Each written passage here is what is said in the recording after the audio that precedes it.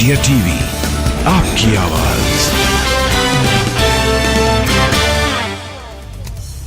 G20 summit में हिस्सा लेने इटली की पीएम जॉर्जिया मेलोनी पहुंची दिल्ली। केंद्रीय मंत्री शोभा करंदलाजे ने एयरपोर्ट पर किया स्वागत। अर्जेंटीना के प्रेसिडेंट अल्बर्टो फर्नांडिस पहुंचे दिल्ली। केंद्रीय मंत्री फग्गन सिंह कुलस्ते ने किया स्वागत। गुरुवार को दिल्ली पहुंचे मॉरिशस के पीएम प्रविंद्र कुमार जुगनाथ। एक पृथ्वी एक परिवार एक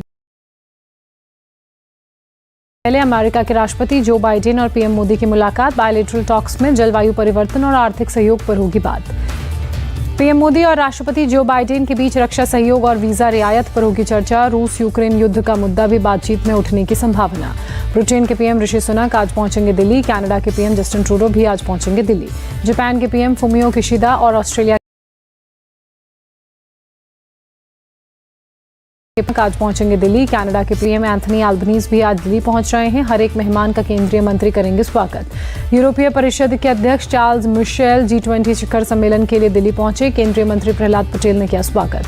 विश्व व्यापार संगठन की महानिदेशक नगोजी ओकोन्जो इवेला G20 शिखर सम्मेलन के लिए दिल्ली पहुंची। एयरपोर्ट पर किया गया स्वागत। आर्थिक सहयोग और विकास संगठन के महासचिव माथियास कार्मन G20 शिखर सम्मेलन के लिए पहुंचे दिल्ली। एयरपोर्ट पर हुआ स्वागत। अंतर्राष्ट्रीय मुद्रा कोष की प्रबंध निदेशक क्रिस्टालियाना जॉर्जीवा दिल्ली पहुंची। G20 शिखर सम्मेलन में होंगी शामिल। ओमान के G20 शेरपा पंकज खीमजी का बयान। भारत ओमान के बीच और बेहतर होंगे संबंध। स्पेन के president Pedro Sanchez corona positive. Delhi में G20 समिट में नहीं ले पाएंगे हिस्सा। G20 समिट डिनर में पूर्व प्रधानमंत्रियों को न्योता। मनमोहन सिंह और HD देवागौड़ा को न्योता। दिल्ली के सभी बॉर्डर पर भारी और हल्के कमर्शियल वाहनों की एंट्री बंद। 10 सितंबर की रात 12 बजे तक पाबंदी। दिल्ली में इमरजेंसी और जरूरी सेवाओं पर कोई रोक नहीं। नई दिल्ली जिले में आज सुबह 5 बजे से पाबंदियां लागू। दिल्ली के ITO पर भी कड़ी सुरक्षा व्यवस्था। एक गाड़ियों की तलाशी लेते दिखे दिल्ली पुलिस के जवान। दिल्ली ट्रैफिक पुलिस ने G20 वर्चुअल हेल्प डेस्क तैयार किया। हर वक्त मिलेगा ट्रैफिक अपडेट। G20 समिट के मद्देनजर दिल्ली के राजनयिक एनक्लेव में तैनात किया गया एंटी ड्रोन सिस्टम 24 घंटे कर रहा है काम। G20 के मौके पर चाणक्यपुरी में सदस्य देशों के राष्ट्रीय पक्षियों और जानवरों की मूर्तियां लगाई गईं। NDMC ने वेस्ट मटेरियल से बनाया पार्क।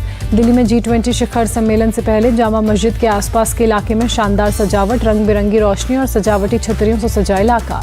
वायुसेना के विंग कमांडर गजेंद्र का कारनामा। 10,000 फीट की ऊंचाई पर G20 का झंडा फहराया। G20 के लिए सेंट्रल डिस्ट्रिक्ट में दिल्ली पुलिस ने मोबाइल पुलिस स्टेशन की शुरुआत की। थाने में कम लोगों के होने की वजह से फैसला। विदेशी मेहमानों के स्वागत के लिए तैयार दिल्ली का होटल ताज पैलेस तिरंगे के रंग में रंगा नजर आया। G20 की वजह से गुरुग्राम में सभी ऑफिस को प्रशासन की सलाह। कर्मचारियों को वर्क फ्रॉम होम की दें सुविधा। कोलकाता के बाबू घाट पर गवर्नर CV आनंद बोस ने की पूजा। G20 समिट हिंसा भ्रष्टाचार मुक्त बंगाल के लिए प्रार्थना। CV आनंद बोस ने की आरती। कहा भारत G20 से पूरी दुनिया अपनी सर्वश्रेष्ठता दिखाने के लिए निकल पड़ा। लद्दाख के चुनाव विभाग ने नेशनल कॉन्फ्रेंस के चुनाव चिन्ह हल को किया रिजर्व। सुप्रीम कोर्ट के आदेश पर फैसला। NC नेता उमर अब्दुल्ला का ट्वीट। अब हमारे सहयोगी लद्दाख स्वायत्त परिषद के चुनाव की शुरू करें तैयारी। जन्माष्टमी पर CM योगी का विरोधियों को जवाब। कहा सनातन को कोई मिटा नहीं सकेगा। अपमानित करने वाले खुद पछताएंगे। CM योगी ने सनातन की तुलना सूर्य से की। कहा जो सूर्य पर थूकेगा उसी के सिर पर गिरेगा। उदयनिधि के बयान के बाद DMK नेता A राजा ने सनातन की तुलना कुष्ठ रोग और HIV से की। केंद्रीय मंत्री अनुराग ठाकुर बोले राहुल की नफरत की दुकान में नफरती सामान बेच रहे उनके नेता। सनातन का अपना इतिहास। उदयनिधि जैसे कितने स्टालिन आए, धर्म नहीं होगा खत्म। महाराष्ट्र के CM शिंदे का बयान। उदयनिधि पर बरसे कथावाचक पंडित प्रदीप मिश्रा।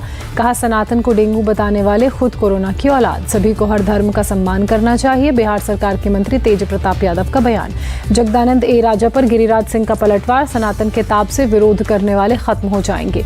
सनातन पर उदयनिधि के बयान उनके नजरिए नहीं करता हूं समर्थन। संजय राउत ने दिया जवाब। संजय राउत का CM स्टालिन को इशारों में चेतावनी। सोच समझकर बयानबाजी करें सिपह सलाह। DMK नेता A राजा की दिल्ली पुलिस से शिकायत। वकील और सामाजिक कार्यकर्ता विनीत जिंदल ने की शिकायत।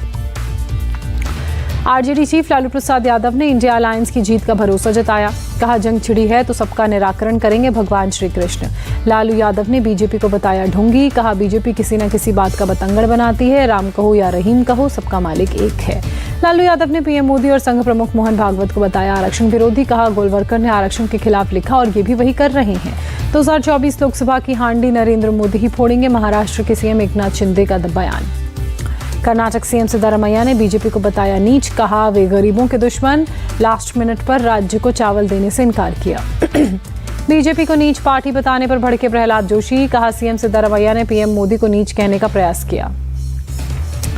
बरेली में मौलाना तौकीर रजा ने राष्ट्रगान को गुलामी का प्रतीक बताया, इंडिया नाम नहीं है गुलामी का प्रतीक कहा।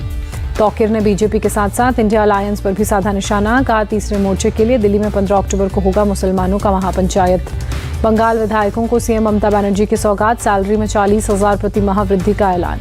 15 अप्रैल को बंगाल दिवस मनाने का विधानसभा में प्रस्ताव पारित, ममता बनर्जी ने कहा बंगलार माटी बांग्लार जोल बनेगा राज्य गीत। सीएम ममता बनर्जी का निशाना, कहा देखते हैं राज्यपाल के पास ज्यादा शक्तियां हैं या जनता के पास। राहुल गांधी ने ब्रुसेल्स में यूरोपियन यूनियन के सांसदों के साथ राउंड टेबल मीटिंग की। इंडियन ओवरसीज कांग्रेस के अध्यक्ष सैम पित्रोदा रहे मौजूद। सूत्रों के मुताबिक राहुल गांधी और ईयू सांसदों के बीच मणिपुर में मानवाधिकार के मुद्दे पर चर्चा हुई। कांग्रेस ने चर्चा को सफल बताया। राहुल गांधी की भारत जोड़ो यात्रा के 1 साल पूरे, अलीगढ़ में हाथों में झंडा लेकर निकले कांग्रेस के कार्यकर्ता। छत्तीसगढ़ के सीएम भूपेश बघेल का पीएम मोदी को लेटर, धान उत्पादन अनुमान को ना घटाएं, पैकेजिंग के लिए 3.5 लाख जूट बैग देने की अपील। 14 सितंबर को मध्य प्रदेश के सागर जाएंगे पीएम मोदी, बीपीसीएल बीना रिफाइनरी के विस्तार की रखेंगे आधारशिला। अयोध्या में राम मंदिर के गर्भगृह का गेट सोने का होगा, रामलला के मुख्य पुजारी सत्येंद्र दास का बयान। जनवरी में गर्भगृह की प्राण प्रतिष्ठा होगी, उससे पहले लग जाएगा सोने का गेट, सत्येंद्र जैन का बयान। 10 से 11 सितंबर को अयोध्या में वीएचपी कार्यकारिणी की बैठक, रामलला की प्राण प्रतिष्ठा पर चर्चा। इसरो ने जारी किया आदित्य L1 मिशन की तस्वीरें, यान ने सूर्य पृथ्वी L1 पॉइंट से सेल्फी ली, पृथ्वी और चंद्रमा की तस्वीर भी खींची। 12 सितंबर को बीआरओ ने 90 प्रोजेक्ट्स का उद्घाटन करने की बात कही, राजनाथ सिंह करेंगे उद्घाटन, बीआरओ के डीजी ने दी जानकारी। इंडियन आर्मी की ब्रह्मास्त्र कोर ने किया नभ शक्ति अभ्यास, जॉइंट एक्सरसाइज में भारतीय वायुसेना की भी भागीदारी। गति शक्ति विश्वविद्यालय और एयरबस के बीच MOU पर हस्ताक्षर, रेल मंत्री ने कहा इंडस्ट्री को अलग अलग टैलेंट का मिलेगा फायदा। कश्मीर के बारामूला में प्लास्टिक रिसाइकिल प्लांट लगा, कचरे में बनाए जा रहे हैं प्रोडक्ट्स। बठिंडा में पुलिस इंस्पेक्टर रणधीर सिंह भुल्लर की गोली लगने से मौत, कार में मिला शव, हत्या के साथ सुसाइड एंगल्स की भी जांच। मध्य प्रदेश के छतरपुर में अवैध कट्टा व्यापारियों के गिरोह को पुलिस ने भेजा जेल, कई अवैध कट्टे और बंदूक बरामद।